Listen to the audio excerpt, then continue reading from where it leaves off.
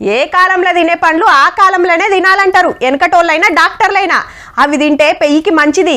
ఇక ఇప్పుడు ఆనకాలం నడుస్తుంది కాబట్టి చాలా మట్టుకు రోడ్ల మీద జామకాయలాగా పడుతున్నాయి. ఇప్పుడిప్పుడే సీతాఫలాలు వస్తున్నాయి.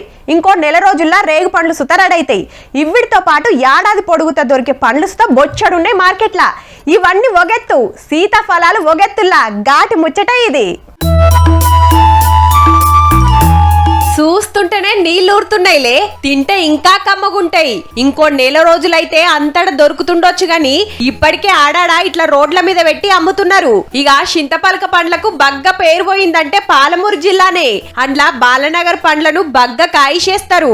ఆనకాలం వచ్చిందంటే గిరిజన తండాల పబ్లిక్ అడవుల పొంట పోయి కాయలు కోసుకొచ్చి ఇట్లా గంపల్లో కుప్పలు పెట్టి అమ్ముతుంటారు.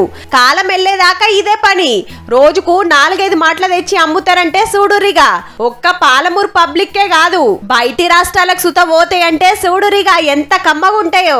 తెలంగాణ కానీ, బెంగళూరు కానీ, కర్ణాటక, మహారాష్ట్ర ఇక్కడ నుండి చాలా వరకు తీసుకెళ్తారు. అడవులు గుట్టల పొంటి కాస్తాయి. మందులు మాకులు కొట్టుడుండదు కాబట్టి తింటే పెయ్యికి మంచిదట. కడమ పండ్ల కంటే బాలనగర్ పండ్లు జరంత తీయగుంటాయి. మళ్ళా గూగం సుత ఎక్కువ ఉంటదట. తీయగుంటది, చాలా మంచి పండ్లు మాది. దానికి మందు ఏమో ఏదేమో హగనట. పొలాలక్కడ పెంచుతారట కూడా. ఈడ ఓ పారి కొన్నారంటే మళ్ళా తినాలనిపిస్తదట.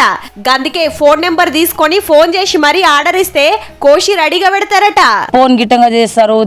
తెంపుకొని మేము ఇప్పుడు కావాలంటే ఆటో మీద అయినా గానీ, బైకుల మీద గానీ తీసుకుపోయి ఇచ్చి వస్తాము. ఇంత డిమాండ్ ఉన్న పండ్లకు బయటి దేశాలకు సుత ఎరక కావాలంటే గ్లోబల్ ఐడెంటిటీ అంటే దునియా అంతా గుర్తించేటట్టు సర్కారు ఉపాయం చేస్తుంది. అంతేకాదు ఈ సీతాఫలాలు పండిద్దాం అనుకున్నోళ్లకు సబ్సిడీలు సుత ఇస్తదట సర్కారు. గ్లోబల్ ఇండికేషన్ సర్టిఫికేట్ కోసం కూడా మనకు హార్టికల్చర్ యూనివర్సిటీ వాళ్ళు హెల్ప్ తోటి దాన్ని కూడా అప్లై చేయడం జరుగుతుంది. ఇక గా గుర్తింపు వచ్చేనా అంటే ముడుపు కరువు జిల్లాగా పేరు పోయిన పాలమూరు చింతపలక పండ్లకు పేరు పోవుడు పక్కా.